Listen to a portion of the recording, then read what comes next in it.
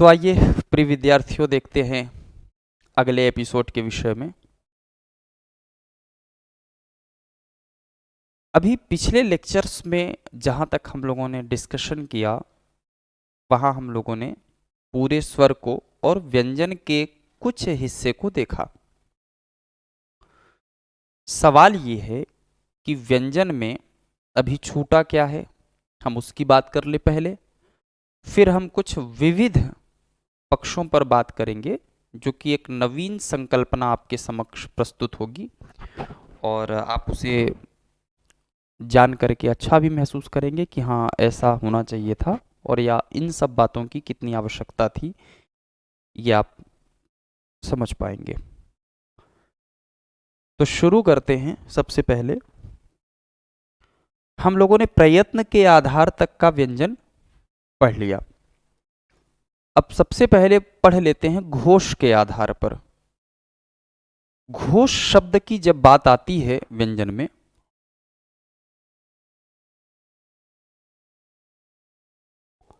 तो घोष के लिए किन किन शब्दों का और प्रयोग किया जाता है। यहां जैसे एक शब्द आपने सुना होगा, उद्घोष। तो यहां घोष का आशय गूंज से है, एक ऐसी ध्वनि जो गूंज पैदा करे। इसे कुछ क्षेत्र में नाद कहते हैं। नाद जैसे मेघनाद, नाद माने गर्जन करना।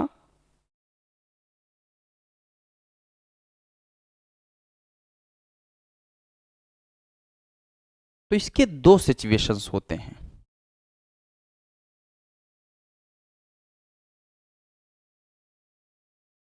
घोष, नाद,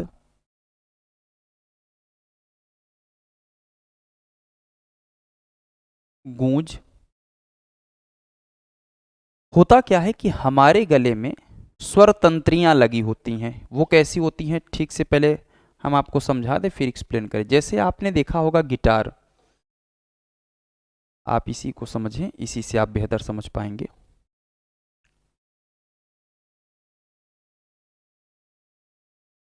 तो गिटार तो आपने देखा,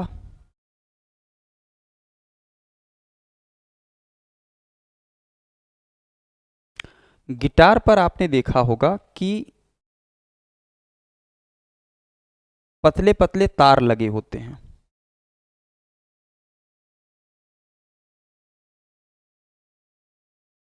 अब होता क्या है कि इस गिटार को प्ले करने के लिए एक ब्लेड होती है, एल्युमिनियम की ब्लेड होती है। और जो भी इसका प्लेयर होता है, जो गिटार को बजाने वाला होता है, वो क्या करता है कि इस ब्लेड को इन तारों से गुजारता है, तारों को टच कराते हुए वो ले आता या ले जाता है। जब ये ब्लेड तारों से टच होती है तब ध्वनि निकलती है। अगर ये तारों से टच्ड नहीं होंगी तो क्या ध्वनि निकलेगी, सवाल ही नहीं पैदा होता। जब तारों से टच होगी तभी ध्वनि निकलेगी, अदरवाइज नहीं निकलती है। इसका मतलब ये है, ठीक ऐसा ही पैटर्न, जैसे ही टच होगा संगीत उत्पन्न होगा। आप सोचिए कि इसी ब्लेड को अगर बिना तारों को स्पर्श कराए केवल ऊपर से हवा में अगर उसे गुजारा जाए, प्ले किया जाए, तो क्या संगीत उत्पन्न होगी? जाहिर सी बात है, आपका उत्तर होगा बिल्कुल नहीं भाई। गिटार हो और गिटार के ऊपर से वो ब्लेड ले आ जा रहा है तो संभव ही नहीं है। तार को नहीं स्पर्श करेगा तो संगीत उत्पन्न नहीं होगा। ठीक वैसे ही हमारे गले में ऐसे ही स्वर तंत्रियां पाई जाती हैं, इसी गिटार के जैसे पतली पतली, जिसको स्वर तंत्री कहते हैं। तो ये जो स्वर तंत्रियां हैं, ये गिटार का यही तार के जैसे हैं। जैसे गिटार में तार लगे होते हैं, वैसे ही हमारे गले में स्वर तंत्रियां होती हैं। कहते हैं कि ये जो एल्युमिनियम की ब्लेड है ये दरअसल वायु या श्वास जो है, श्वास, ये इसी एल्युमिनियम ब्लेड का कार्य करती है। जब वायु हमारे स्वर तंत्रियों को स्पर्श करके जब जाती है तो एक वाइब्रेशन पैदा होता है, झनकार पैदा होता है, झनकार या कंपन्नता होती है।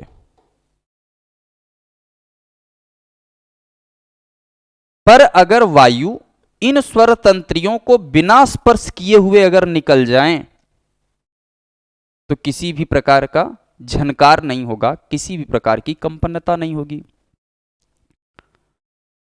तो घोष और नाद या गूंज का मामला यही है कि कहा जाता है कि जिन व्यंजन वर्णों को बोलने से हमारे स्वर तंत्रियों में झनकार उत्पन्न होता है, कंपन्नता उत्पन्न होती है, उसे हम सघोष कहते हैं। सघोष, स का मतलब साथ, घोष का मतलब नाद या गूंज या कंपन्नता। माने जब कंपन्नता साथ साथ हो तो सघोष है। अघोष, अ मतलब होता है बिना या नहीं, घोष मतलब नाद या गूंज, माने जिसमें नाद ना हो, गूंज ना हो, कंपन्नता ना हो, स्वर तंत्री में वाइब्रेशन ना हो, उसे हम अघोष की कैटेगरी में रखते हैं। तो ये है उसका बेसिक आधार। तो यहां से आपने ये समझा होगा कि घोष, नाद, गूंज, या फिर हम कह सकते हैं कि स्वर तंत्री में कंपन्नता, स्वर तंत्री में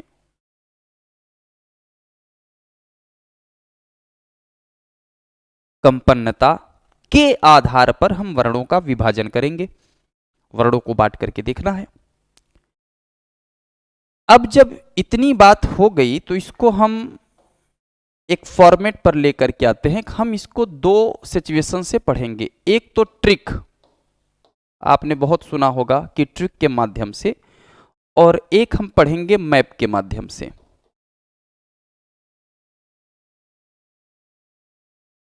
ट्रिक से क्या होगा कि वो चीजें आप बेहद सरलता से परीक्षा में याद करके अपना काम पूरा कर लेंगे। मैप से क्या होगा कि ट्रिक याद रहे, इस बात के लिए मैप की जरूरत पड़ेगी, नहीं तो ट्रिक्स भूल जाएगा, जैसे ही कुछ समय होगा भूल जाएगा। पर मैप के थ्रू मैं आपको ये बता दूंगा, वो आपके माइंड में सेट हो जाएगा कि ये मामला ऐसा है और गलत होने की संभावनाएं कम हो जाएंगी। जैसे सबसे पहले हम इस कंसेप्ट को पहले पूरा करें कि मैंने बताया कि प्राण के आधार पर और घोष के आधार पर दो आधारों पर व्यंजन पढ़ना है, जिसमें सबसे पहले हम लोग पढ़ रहे हैं घोष के आधार पर। और घोष के आधार पर यह दो प्रकार का होता है। एक तो होता है अघोष और दूसरा होता है सघोष। सघोष को केवल घोष कहा जाए तो भी गलत नहीं है। सघोष को केवल घोष कहें तो बात एक ही है। क्यों? क्योंकि सघोष और घोष दोनों का मतलब नाद ही है, गूंज ही है, स्वर तंत्री में कंपन्नता है। अब अगर हम इसकी परिभाषा अगर हम एक सरल शब्दों में बताएं तो देखिएगा दो तीन तरीके की इसकी डेफिनेशंस तैयार होती हैं। एकदम सिंपल सी बात में ध्यान से समझिएगा। अघोष में यह कहा जाता है कि अघोष वर्णों के उच्चारण में केवल श्वास की जरूरत होती है, और जो सघोष होते हैं उसमें केवल गूंज होता है।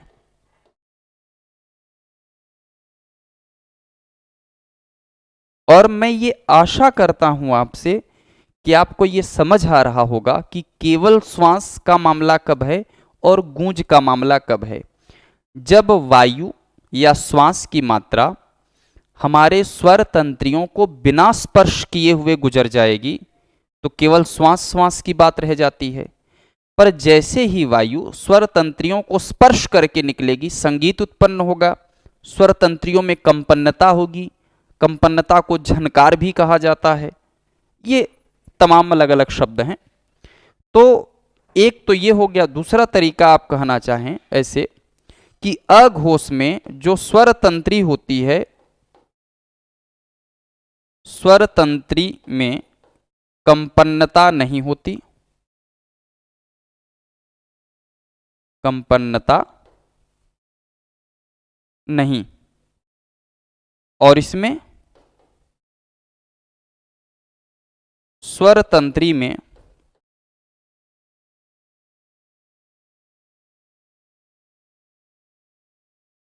कंपन्नता होती है।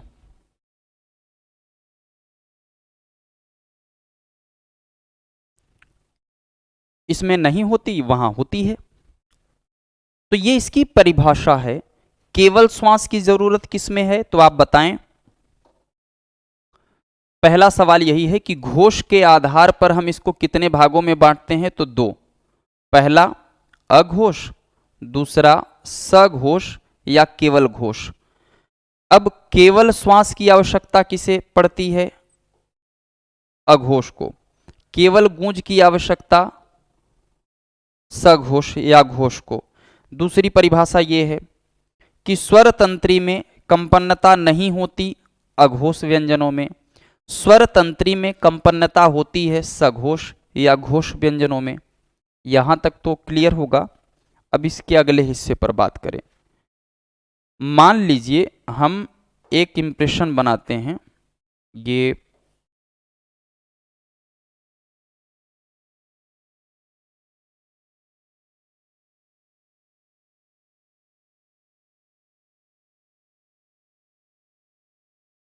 ये आपका थंब है। ऐसे ही मान लीजिएगा, जिस हाथ से लिखते हैं मैंने उसी हाथ को यहां रख दिया है। जिस हाथ से आप राइटिंग करते हैं, माने राइट हैंड। कुछ लोग लेफ्ट हैंडेड होते हैं, वो राइट हैंड से भी काम चला लें, लेफ्ट हैंड से जैसा भी बेहतर लगे। इसमें सिर्फ ये देखना है, सबसे पहले नंबरिंग की बात करें। ये 1 हो गया, ये 2 हो गया, ये 3 हो गया, ये 4 हो गया, ये 5। व्यक्ति के हाथों में कुल 5 उंगलियां होती हैं। वो अलग हैं। कुछ विशिष्ट लोग हैं जिनमें 6 उंगलियां पाई जाती हैं, वो बात एक अलग है। इसमें यह देखना है कि जो पहला और दूसरा, माने थंब और थंब के जस्ट बगल जो होगा, इनके विषय में कहा जाता है कि इन्हें आप मान लीजिएगा कि ये अघोष वर्णों को दर्शाते हैं। और 3 से लेकर के 5 तक को आप मान लीजिएगा कि वो सघोष को या फिर घोष व्यंजन को दर्शाते हैं। अब इसको एकदम अच्छे से ध्यान रख लेना है कि ये जो थंब और थंब से सटा, इसको अघोष मानेंगे। लास्ट के तीनों क्या हो जाएंगे, सघोष या घोष मान लेंगे। अब हम अपने व्यंजनों को इसमें क्या करेंगे, डिप्लॉय करना शुरू करेंगे, लिखना शुरू करेंगे। अब अगर स्थापित करते हैं तो बहुत ध्यान से और बहुत बारीकी से आप मेरी बात को समझने की कोशिश करिएगा। हम जैसे बचपन में आप क ख ग घ ङ कुल 5 वर्ग थे, क वर्ग, च वर्ग, ट वर्ग, त वर्ग, प वर्ग। क से लेकर के म तक के व्यंजनों में आपको कभी तनाव नहीं लेना है कौन से अघोष हैं कौन से सघोष। क्यों? क्योंकि हम यहां लिखते जाएंगे, अघोष और सघोष अपने आप सेपरेट होता जाएगा। वहां परीक्षा हॉल में आप चाहें तो ऐसा कर लेंगे। ये भाई हाथ तो लेकर जाएंगे ही, ऐसा तो नहीं है कि कोई विद्यार्थी हाथ कटा करके जाए परीक्षा हॉल में। हाथ कटा करके जाएगा नहीं, इसको तो लेकर जाएगा। हाँ, वो अलग बात है कि परीक्षा से जब आप लौटे तो नाक कटा कर लौटे, वो आपकी अपनी व्यक्तिगत क्वालिटी है, उसे तो हम बदल नहीं सकते। तो सवाल ये है कि हम कैसे उसको देखते हैं। तो लिखना शुरू किया, मान लीजिए हमने यहां लिखा क, यहां लिखा गया ख, ग, घ, ङ।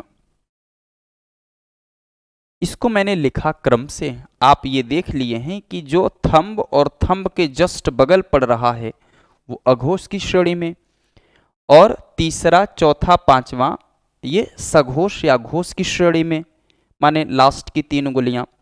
अब क से लेकर के म तक के मामले में आपको तनाव नहीं लेना है। देखिए अब यहां से हमने कहा च, छ, ज, झ, य, ट, ठ, ड, ढ, ड़,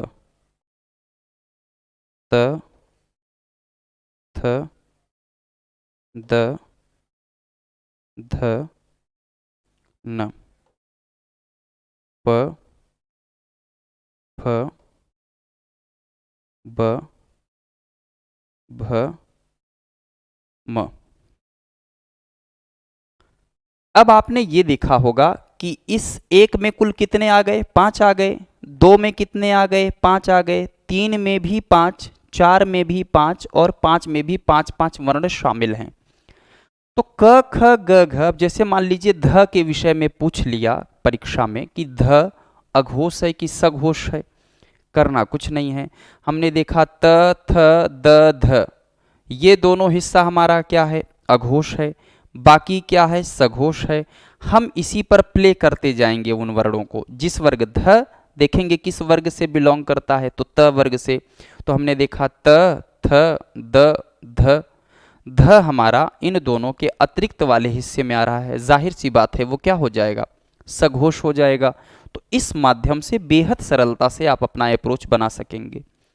अब आप ये देखिएगा कि ये दो हिस्से ऐसे हैं जो अघोष के हैं, तो हमने इसको यहां से सेपरेट कर दिया, मान लीजिए ये, और इधर वाला हिस्सा सघोष या घोष का है।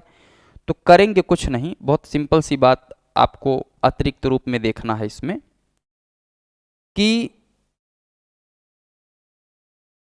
ये जो तीनों श होते हैं, श, फ और स, तालव्य श, मूर्धन्य स और दंत स, ये जो तीनों श हैं, इनके उच्चारण में केवल वायु, केवल श्वास का प्रयोग किया जाता है।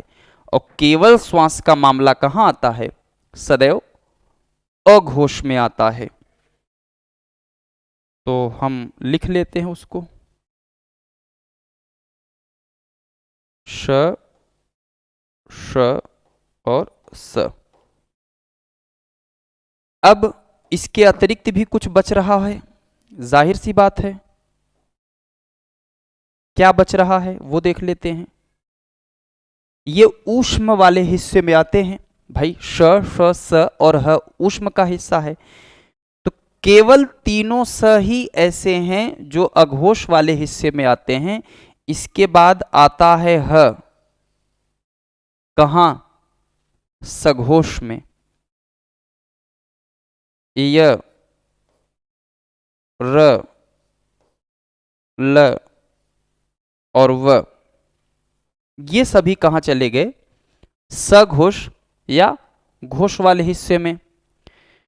इस तरीके से आप ये जान पाएं कि कैसे अघोष और सघोष का बंटवारा किया गया, और आप आसानी से ये बंटवारे को समझ भी पाए होंगे। अब महत्वपूर्ण बात, अब हम ट्रिक्स पर आ जाते हैं। जो ट्रिक्स आपको बताया जाता है कि हम ट्रिक के माध्यम से ये याद किए हैं, बहुत अच्छी बात है। अब समझिएगा ट्रिक बना कैसे। अघोष में ये 5 उंगलियां हैं, तो पहला और दूसरा ये अंगुलियों का क्रम नंबर 1 और 2 वो अघोष की श्रेणी में आता है। तो अघोष वाले में मैंने लिख दिया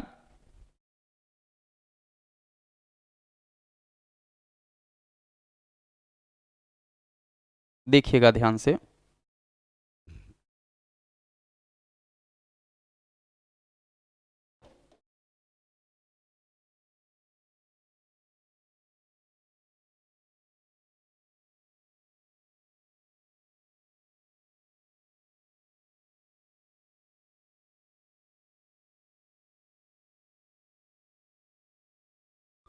अघोष वाले में क्या क्या आ रहा है वो देखना है आपको। पहला, एक तो 1 + 2 + श श और स।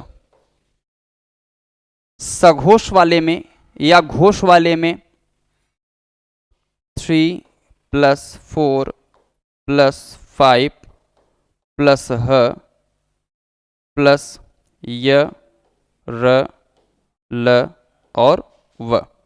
यहां आ गए। अब एक सवाल आपसे पूछा जाएगा, बहुत ही महत्वपूर्ण सवाल होगा, उसे ध्यान से समझिएगा।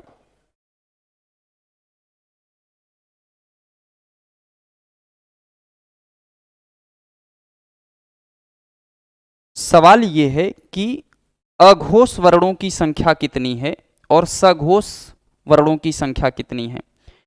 तो इस एक का मतलब यह है कि हम इन पांचों की बात कर रहे हैं, ठीक है ना। तो पांचों की यदि बात हो रही है तो पांच ये 10 और 3 कितना 13, 13।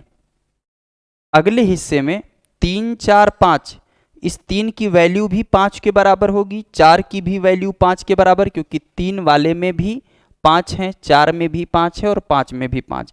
तो 5 5 10, 5 15, ह को लेकर के 16 और 4 अंतस्थ, 16 4 20, ये संख्या आपकी हो जाती है 20।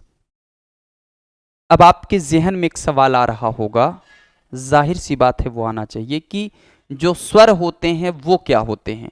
तो स्वर के विषय में मैंने पहले ही ग्राफ में स्टार्टिंग में मैंने आपको बता दिया था, अगर आपने लेक्चर अच्छे से नोट किया है, कि सभी स्वर जो होते हैं वो सघोष होते हैं, सभी स्वर अल्प प्राण होते हैं, उन्हें अलग से लिखने की आवश्यकता नहीं होती है। तो ये बात विशेष रूप से ध्यान रखिएगा। तो सघोष में कौन शामिल है, सभी स्वर। सभी स्वर क्या होते हैं, सघोष होते हैं। यह बात आपको विशेष रूप से ध्यान रखना है। अब मान लीजिएगा कि पूछा गया अघोष की संख्या कितनी है, तो विकल्प में ऑलवेज 13 होगा, 13 गिवन होगा। सघोष की संख्या कितनी है तो 20 आएगा।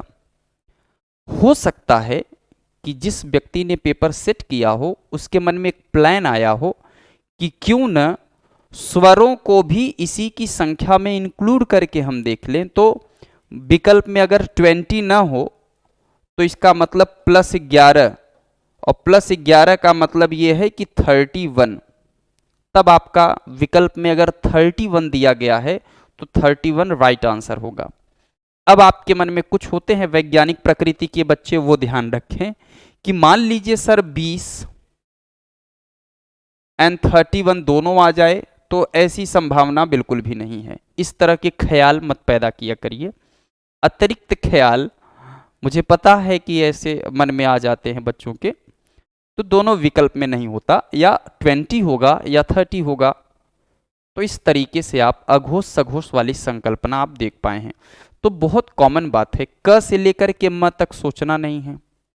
सोचने वाली बात केवल ये है कि ये जो तीनों श हैं, यही तीनों श ही मात्र अघोष की श्रेणी में आते हैं। तो अघोष के संदर्भ में तीनों श जो होते हैं वो अघोष होते हैं। केवल इतनी सी बात अगर आप ध्यान रखेंगे तो कहीं भी किसी भी प्रकार की समस्या का सामना नहीं करना पड़ेगा। तो ये जो बंटवारा हम लोगों ने अभी देखा, ये किस आधार पर है, घोष के आधार पर, या नाद के आधार पर, या गूंज के आधार पर, या स्वर तंत्री में कंपन्नता के आधार पर हमने इसका बंटवारा किया।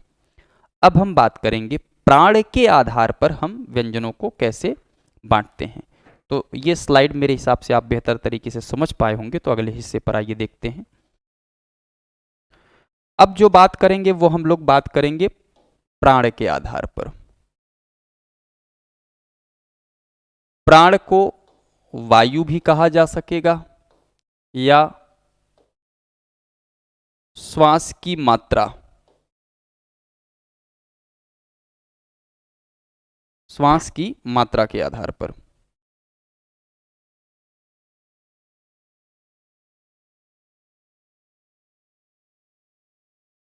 इसे भी हम उसी दो मॉडल पर देखेंगे।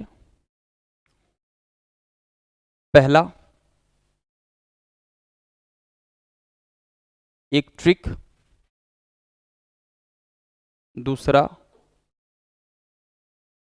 मैप, हम दोनों बातों को केंद्र में रख करके चलेंगे। ट्रिक वाले संकल्पना को थोड़ा सा विस्तार दे लें। पहले हम ये देखते हैं कि प्राण के आधार पर जब इसका बंटवारा किया गया तो दो प्रकार के स्वरों, व्यंजनों की बात कही गई है, जिसमें सबसे पहले आता है अल्प प्राण और दूसरी संकल्पना क्या है? महाप्राण। अल्प प्राण की परिभाषा के संदर्भ में ध्यान रखिएगा, अल्प मतलब होता है कम, और प्राण का मतलब मैंने आपको बताया कि प्राण का मतलब आप वायु भी कह सकते हैं, श्वास की मात्रा भी कह सकते हैं। अल्प प्राण मतलब कि जिन वर्णों को बोलते समय कम श्वास की आवश्यकता होगी वो अल्प प्राण, और जिनको बोलते समय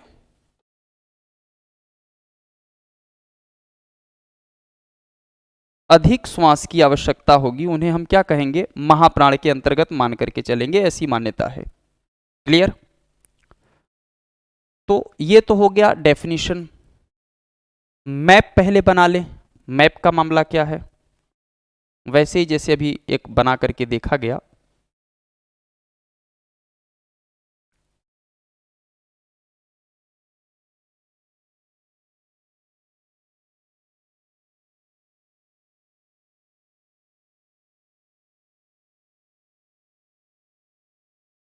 इसमें भी वही सीक्वेंस लगा करके देख लेते हैं। सबसे पहले ये 1 2 3 4 और 5। ध्यान रखिएगा,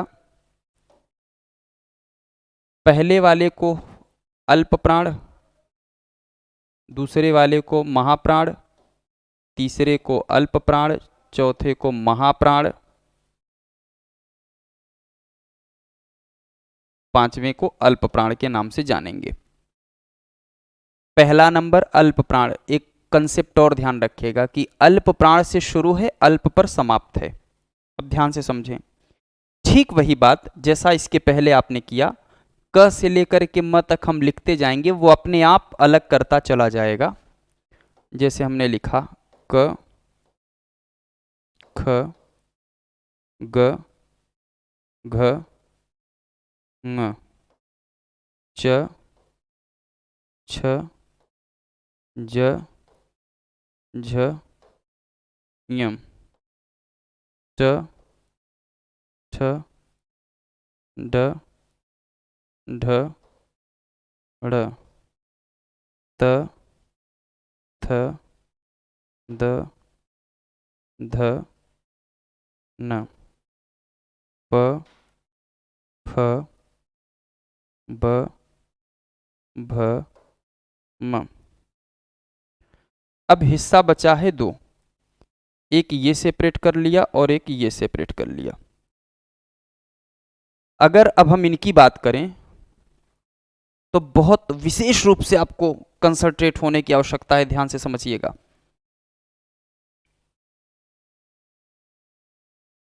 यहां तक तो क्लियर ही है। ये थंब वाला पूरा हिस्सा अल्प प्राण का है, दूसरा नंबर महाप्राण का है, तीसरा नंबर फिर अल्प प्राण का है, चौथा नंबर महाप्राण का है, पांचवा नंबर अल्प प्राण का है। तो हम एक अल्प एक महा में अपनी ऊष्म और अंतस्थ की बात कर लेते हैं। ध्यान रखिएगा कि अल्प प्राण वाले हिस्से में, अल्प प्राण वाले हिस्से में अंतस्थ शामिल है। कौन कौन से? य, र, ल और व, और ऊष्म जो है वो महाप्राण में आ जाते हैं। ऊष्म कहां आ गए? महाप्राण में। महत्वपूर्ण बात यह है, उसे आपको ध्यान से देखना है, ये जो हैं इसको बोला जाता है कि ये अंतस्थ व्यंजन है। इससे भी मैं आपको एक बात ध्यान दिलाना चाहूंगा। अब पहले, सबसे पहले हम इसके पूर्ववर्ती विचारधारा पर बात करें। मैंने कहा था कि अघोष और सघोष वाली बात जहां आएगी उस अघोष सघोष की संकल्पना में ये ध्यान रखना है कि तीनों स वो अघोष होते हैं। बस केवल एक बात ध्यान रखना है, तीनों स के अतिरिक्त क्या बचा है, एक तो ह बचा, सघोष है।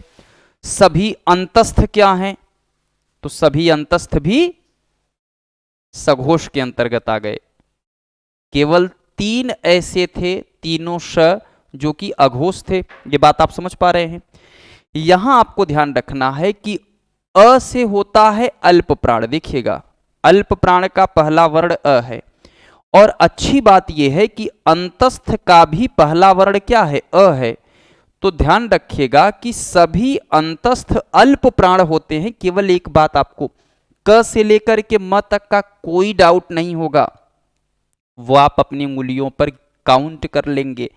ध्यान रखने की बात है कि सभी अंतस्थ अल्प प्राण, अंतस्थ अल्प प्राण, सभी अंतस्थ अल्प प्राण होते हैं। कुछ जहां भूलने वाली बात होती, मुझे पता है कि विद्यार्थी कहां कहां भूल सकता है, किन किन हिस्सों में उसे डाउट होते हैं, इसलिए इसको एम्फेसाइज कर रहा हूं। सभी अंतस्थ अल्प प्राण, ध्यान रखिएगा। अब हमको अगला हिस्सा क्या देखना है। अब इसी को फॉर्मेट पर, या वही जो कहा ना कि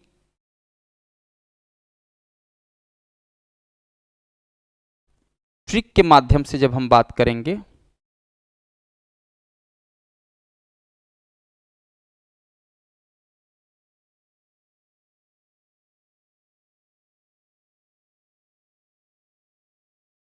तो ध्यान से देखिएगा क्या है इसमें नयापन। एकदम सिंपल सी बात है। अल्प प्राण में पहला आया प्लस, तीसरा आया प्लस, पांचवा आया, फिर य, र, ल और व आया। महाप्राण वाले हिस्से में 2 और 4 प्लस श, फ, स और ह आया। अब सवाल ये है, मैंने आपको बताया था कि इसकी संख्या से जो सवाल बनते हैं वो भी बड़ा महत्वपूर्ण है, तो हम उनकी संख्या की भी बात कर लेते हैं। ध्यान से समझिएगा। यदि आपसे ये पूछा गया कि अल्प प्राण की संख्या, तो इस एक की वैल्यू 5 के बराबर, एक की जो वैल्यू होगी वो कितने के बराबर है, 5 के बराबर। तो 5, 5 10, 5 15 और 4 कितना हो गया, तो आप बताएंगे 19। 5 5 10 और 4 कितना हो गया, 14। जहां तक संख्या वाला मामला आएगा आप इसको आसानी से काउंट करके बता लेंगे। अब एक संकल्पना ध्यान रखिएगा, मैंने वहां बताया था कि सभी स्वर अल्प प्राण होते हैं और सभी स्वर सघोष होते हैं। वहां एक बार में मैंने बता दिया था, फिर भी हम यहां चर्चा कर लेना इसलिए बेहतर समझते हैं कि आपको यह अच्छे से याद रहे। तो अल्प प्राण वाले हिस्से में ही हमने क्या लिख दिया, सभी स्वर। ध्यान रखिएगा, सभी स्वर क्या होते हैं, अल्प प्राण होते हैं। तो इस तरीके से अल्प प्राण और महाप्राण वाला हिस्सा मैंने आपको समझा दिया, और मुझे ये पूर्ण विश्वास है कि ये आप गलत नहीं करेंगे, बेहद सरलता से आप इसका उत्तर दे पाएंगे, कहीं डाउट नहीं होना चाहिए। अब जो अगला हिस्सा है जिसे हम आप तैयार करने वाले हैं, वो ये करेंगे कि कैसे, महत्वपूर्ण बात यह है कि कैसे। अच्छे से पहले इसको आप नोट कर लीजिए, तो फिर हम आपको आगे बताएं।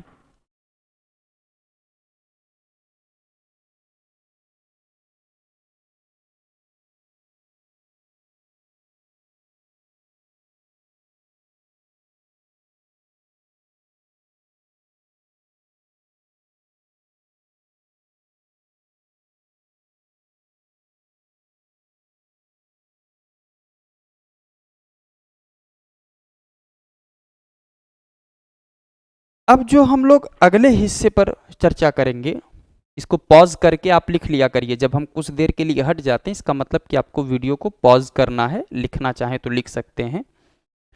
अब हम उच्चारण स्थान के आधार पर पूरे वर्णों का वर्गीकरण करेंगे। पूरे का मतलब स्वर और व्यंजन सबका एक साथ कर लेते हैं, फिर हम अगले हिस्से पर बात करेंगे। तो ये वाला स्लाइड भी आपको समझ आ गया होगा, आइए देखते हैं।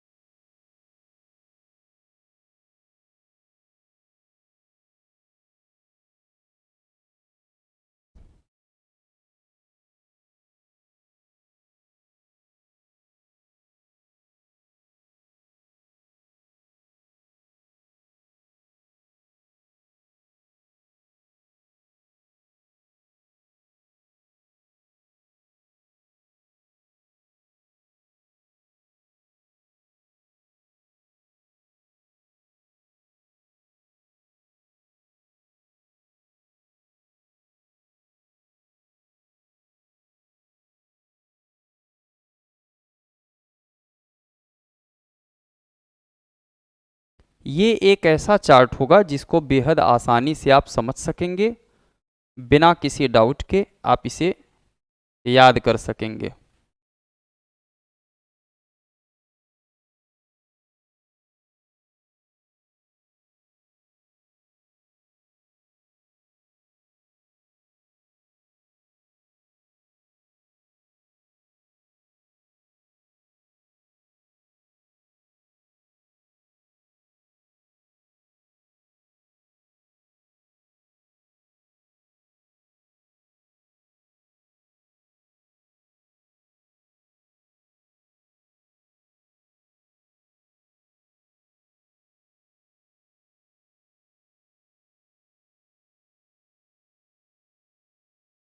कितने बॉक्स हो गए? 1 2 3 4 5 6 7 8। एक बॉक्स की जरूरत हमें और पड़ेगी।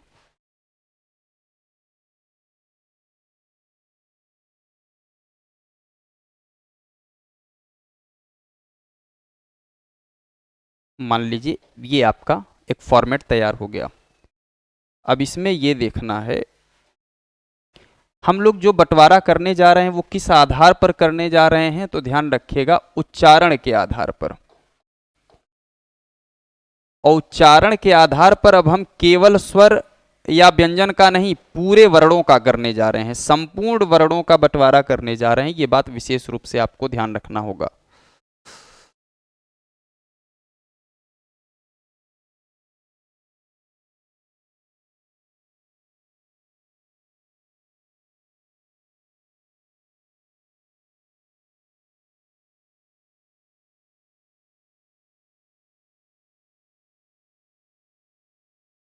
अब ध्यान से समझिएगा।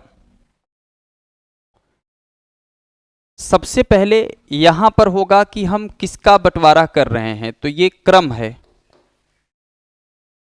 एक सीक्वेंस बना करके हम मान लिए हैं। देखिए कुछ तो ऐसे हैं जिनका उच्चारण स्थान क्या होगा, कंठ होगा। कुछ ऐसे होंगे जिनका उच्चारण स्थान तालु होगा। कुछ ऐसे होंगे जिनका उच्चारण स्थान मूर्धा होगा।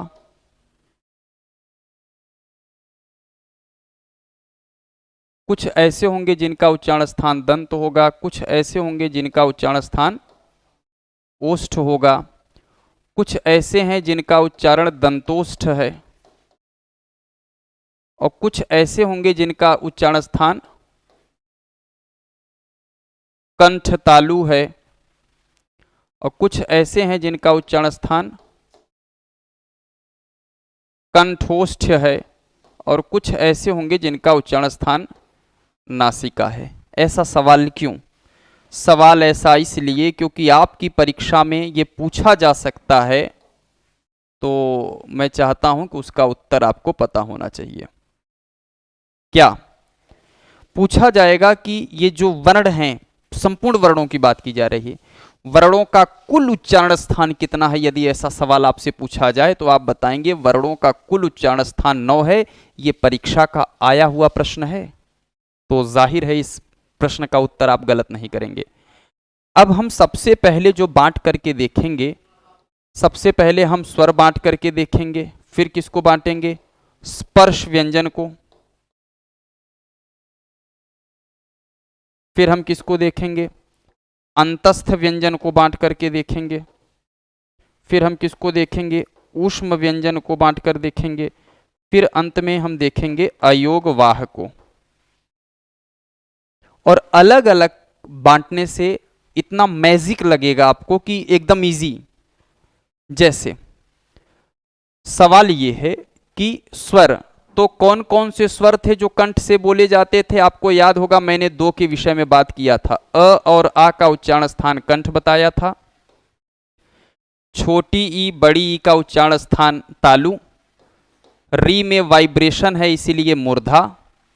मैंने बताया था कि हिंदी का कोई भी स्वर ऐसा नहीं है जो दंत से बोला जाता हो।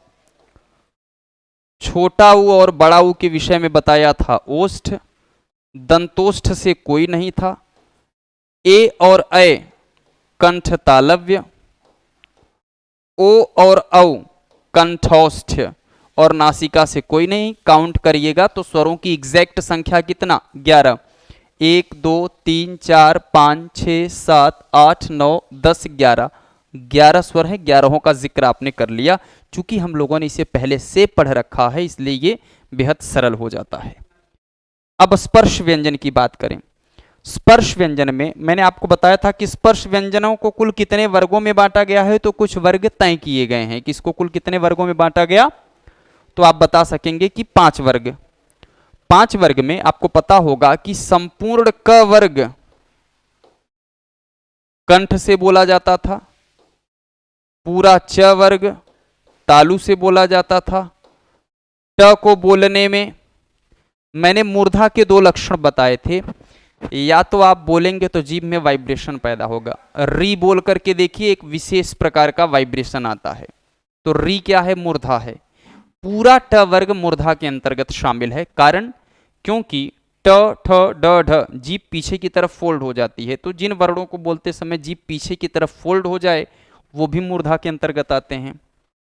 अब पूरा त वर्ग अगर ध्यान होगा तो मैंने बताया था दंत से, और पूरा प वर्ग जो है वो कहां से है, ओष्ठ से। और वर्ग के नाम पर केवल 5 ही वर्ग थे, तो जाहिर सी बात है इसके बाद वाले हिस्से को हम क्रॉस कर देते हैं। अंतस्थ में कुल कितने वर्ण हैं, 4। 4 कौन कौन से हैं आपको याद होगा।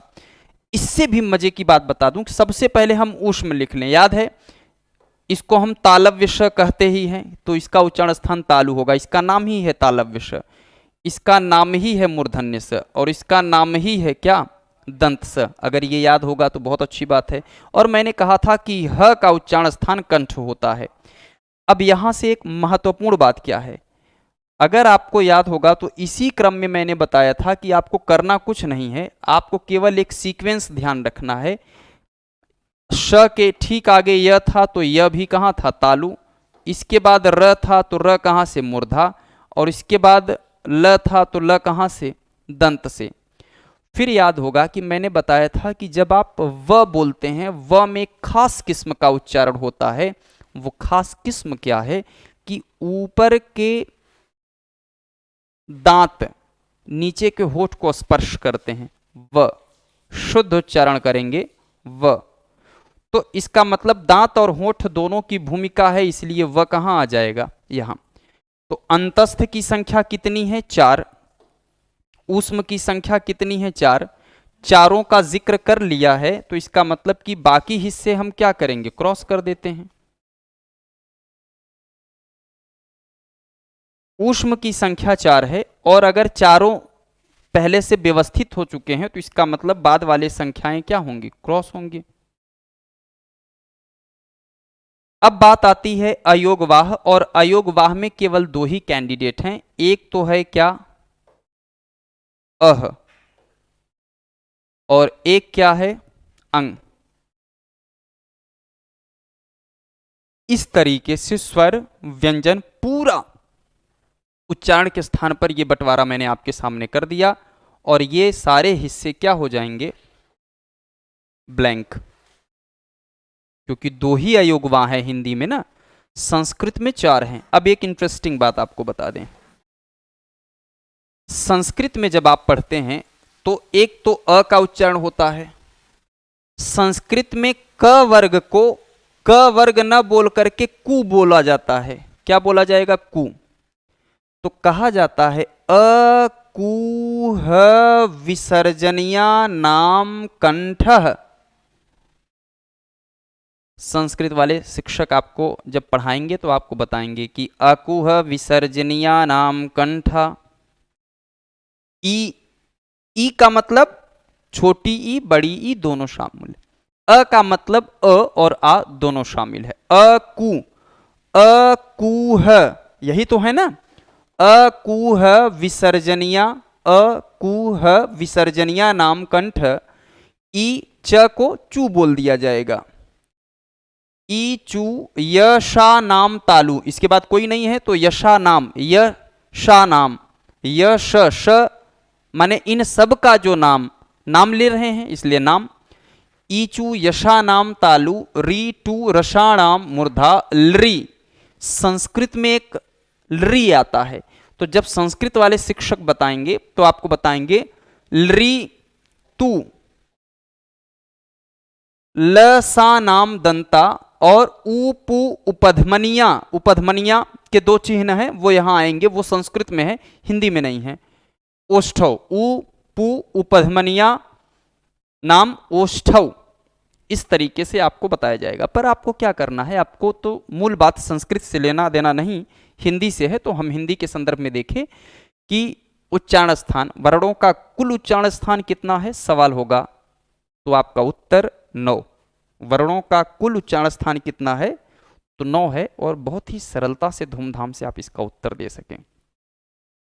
अब इसके बाद एक संकल्पना है जिसे हमें आपको सीखना है, और उसका नाम क्या है मैं आपको बता दूं, विविध। इसको आप पॉज करके अगर आप चाहें तो इसको नोट कर लेंगे आसानी से। वर्णमाला के ही हिस्से में एक हिस्सा आता है विविध के नाम से। ये आपको स्पेशली बताना चाह रहे हैं क्योंकि जितना हम आपको सिखा पाए मेरे लिए बहुत ही सौभाग्य की बात है। विविध वाले हिस्से में हम आपको बताएंगे सबसे पहले कि विशिष्ट वर्ण क्या होते हैं। विविध वाले ही हिस्से में हम देखेंगे कि अमानक वर्ण क्या हैं। विविध वाले ही हिस्से में हम आपको बताएंगे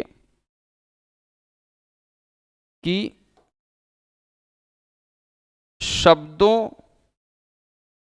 का शब्दकोश में, शब्दों का शब्दकोश माने डिक्शनरी जिसे कहते हैं, शब्दकोश में व्यवस्था क्रम, व्यवस्था क्रम। और अगला हम जानेंगे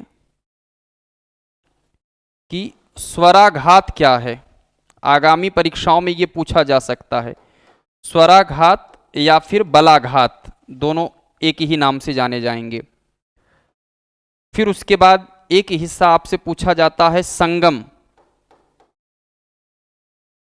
इसको जंक्टर कहा जाता है अंग्रेजी में, ये संगम। और एक है अनुतान,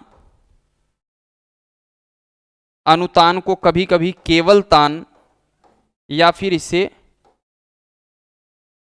सुलहर के नाम से जाना जाता है। ये सेगमेंट पढ़ते ही आपकी वर्णमाला की एक शानदार पैकेज तैयार हो जाएगी, और वर्णमाला में ऐसा कोई तथ्य नहीं बचा होगा कि जिसे आप न जानते हो। तो आशा करते हैं इस वीडियो से आपको एक अच्छा खासा लाभ मिलेगा। किसी भी विषय वस्तु को विधिवत तैयार करना है तो उसके प्रति ईमानदारी, पेशेंस और कंसंट्रेशन, कंसंट्रेशन तो सबसे ज़्यादा महत्वपूर्ण है। ईमानदारी कभी घूमते टहलते आप जैसे ही कंसंट्रेशन बनाएंगे वो ईमानदारी अपने आप इंक्लूड हो जाएगी, जाहिर सी बात है, उसमें कहने की बात नहीं है। तो यदि किसी चीज़ को आप सीखना चाहते हैं, जानना चाहते हैं, तो पूरे दिल से, पूरे मनोयोग से उस काम को करने में लग जाइए। किसी भी दुनिया के किसी भी चीज़ को जानना है पूरी शिद्दत से, पूरी आत्मा से, पूरी लगन से आप उसके पीछे पड़ जाइए। ऐसी कोई बात नहीं होगी या ऐसा कोई विषय वस्तु नहीं होगा जो आपको समझ में नहीं आएगा। तो इसका अगला एपिसोड देखेंगे हम लोग नेक्स्ट डे, और तब तक के लिए हम आपसे लेते हैं विदा। Thank you.